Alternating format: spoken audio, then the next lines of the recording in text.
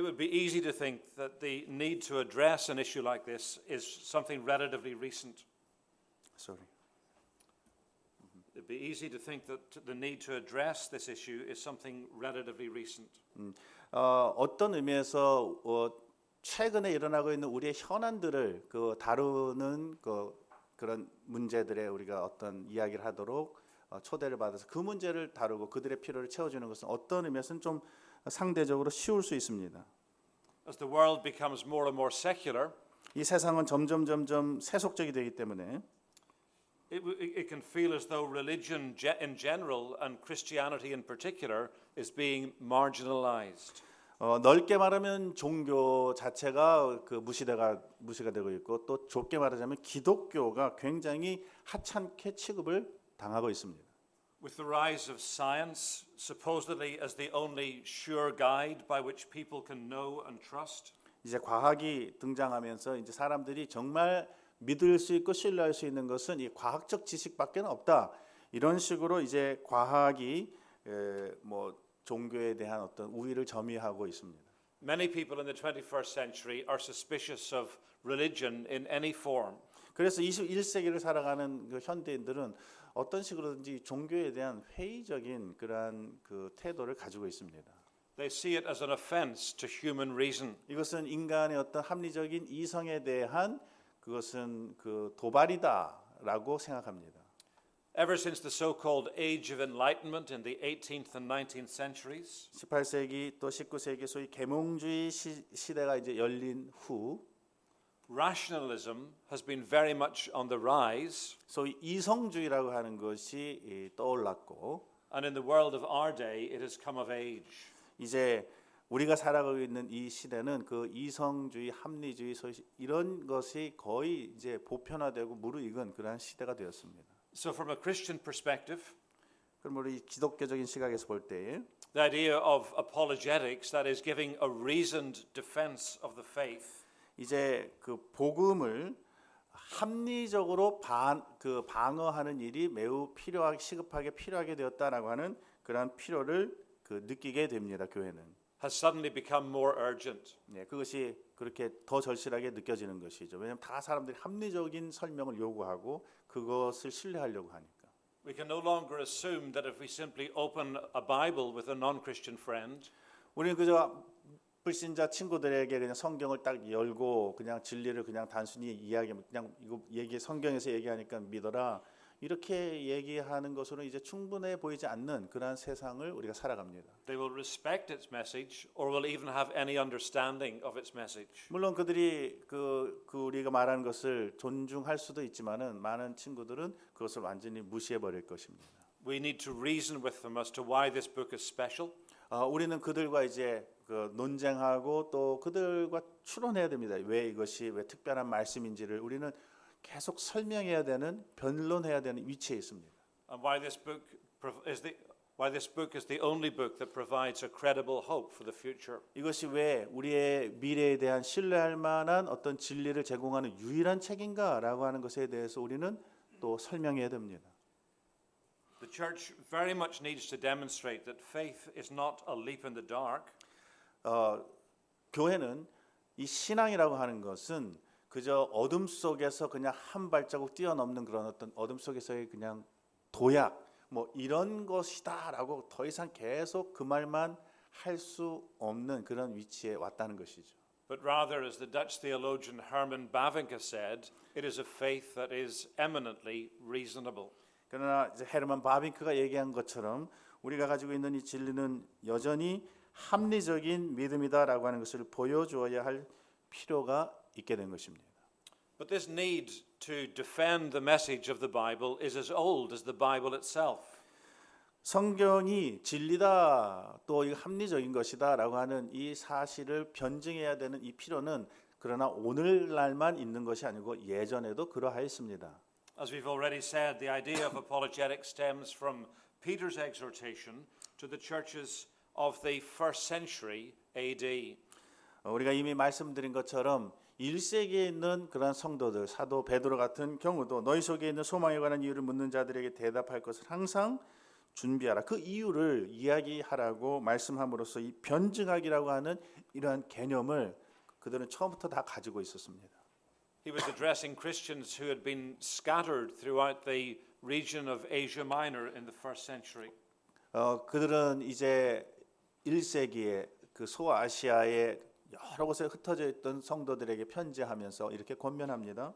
They were being persecuted by the Roman authorities. 그들은 로마 제국에 의해서 핍박을 받고 있었는데 And despite all the fears and all the sufferings that they've had to endure, 그들의 어떤 모든 두려움, 박해로 인한 모든 그 고통에도 불구하고 the apostle tells them to always be prepared to give an answer to everyone who asks you to give a reason for the hope that you have. 그렇게 정신없는 가운데서도 베드로 사도는 그들에게 말하기를 너희 속에 있는 소망에 관한 이유를 묻는 자에게는 대답할 것을 항상 준비하라고 하였습니다. He uses the Greek word apologia, 이때 베드로가 사용한 단어가 아폴로기아라고 하는 단어입니다. which has the idea of giving a reasoned defense. 이것은 바로 논리적인 변호, 합리적인 변호를 의미합니다.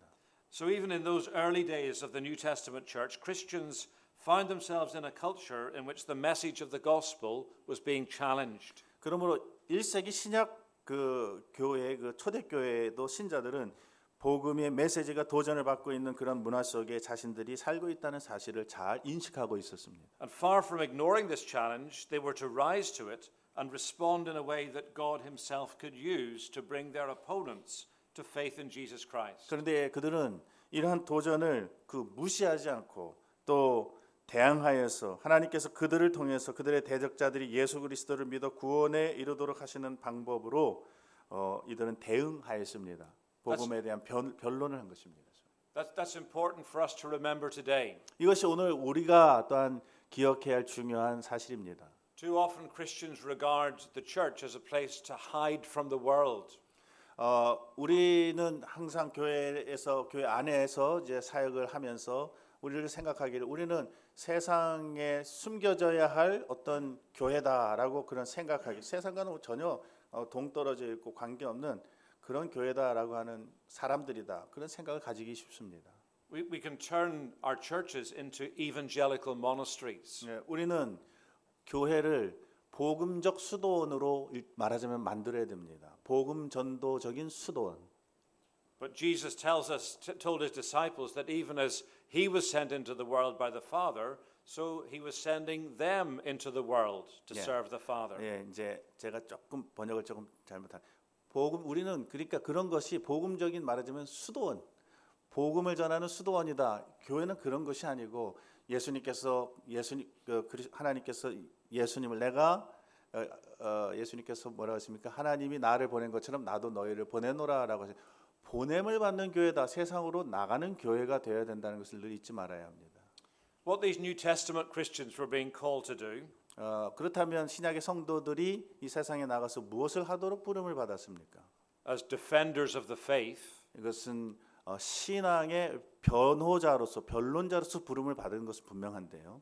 was simply an extension of what their Old Testament predecessors were called to do. 그것은 바로 구약의 그들의 선구자들이라고 할 수 있는 구약의 선지자들이 하도록 부름을 받은 바로 그 일의 연장선상에 있다라고 할 수 있습니다. They too felt like a beleaguered minority in an ocean of other religions. 구약의 선지자들도 또 구약의 성도들도 그들은 이방 신앙과 여러 그 우상 숭배의 그 한 복판에서 그 어떤 신앙을 이렇게 증거하는 소수, 굉장히 외로운 소수로 그들 자신을 생각하였습니다.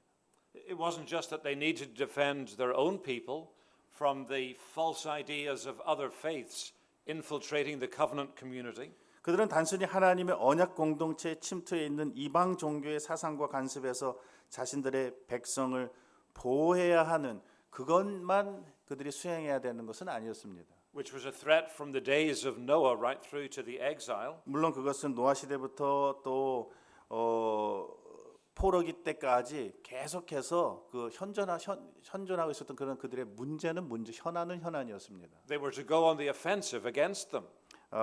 그러나 그들은 그것들에 대해서 또한 그 공격도 해야 했습니다. Israel was supposed to be the light of the world 이스라엘은 세상에 빛이 되어야 했습니다. 방어만 하는 것이 아니고. and banish the darkness 그리고 of false religion. 모든 거짓된 종교를 이렇게 몰아내는 그들의 어둠을 쫓아내는 그러한 공동체여야 했습니다.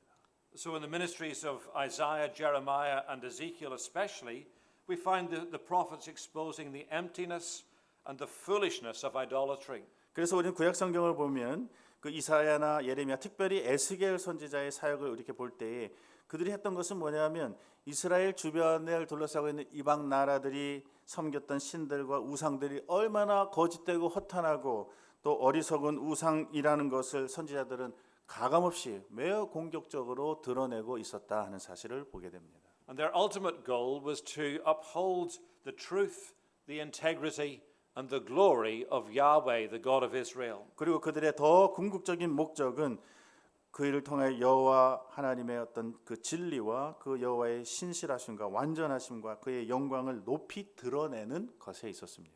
And that's always the goal of apologetics. 이것이 변증하게 언제나 가지고 있는 그러한 목표입니다. It's not something negative, but gloriously positive to exalt the name of God, our Savior. 단순히 그냥 수세적인 차원에서 우리가 막아내고 하는 그런 것이 아니라 더 나아가서 하나님의 살아계심을 드러내고 진리를 드러내고 하나님의 영광을 나타내는 이것이 그 변증학의 궁극적인 목적입니다.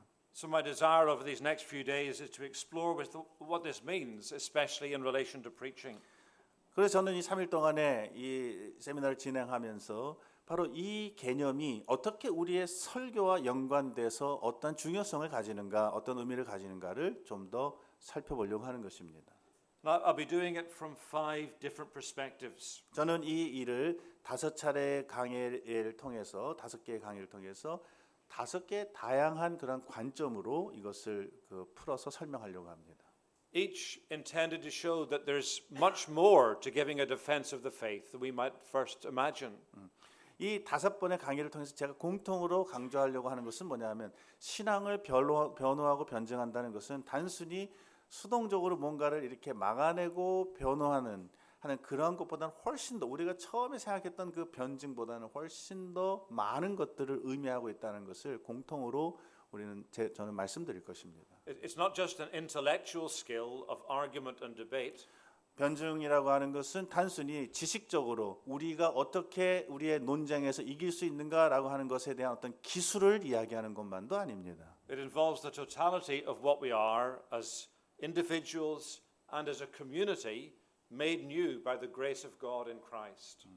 그래서 그것은 이제 변증자 자신 또는 개인뿐만 아니라 어떤 교회로서 우리가 증거하고자 하고 있는 그 진리가 무엇이며 또 우리가 어떤 사람인가라고 하는 모든 것을 총체적으로 다루고 상관이 되는 그런 어떤 것이다라고 하는 것을 매 시간마다 말씀을 드릴 것입니다.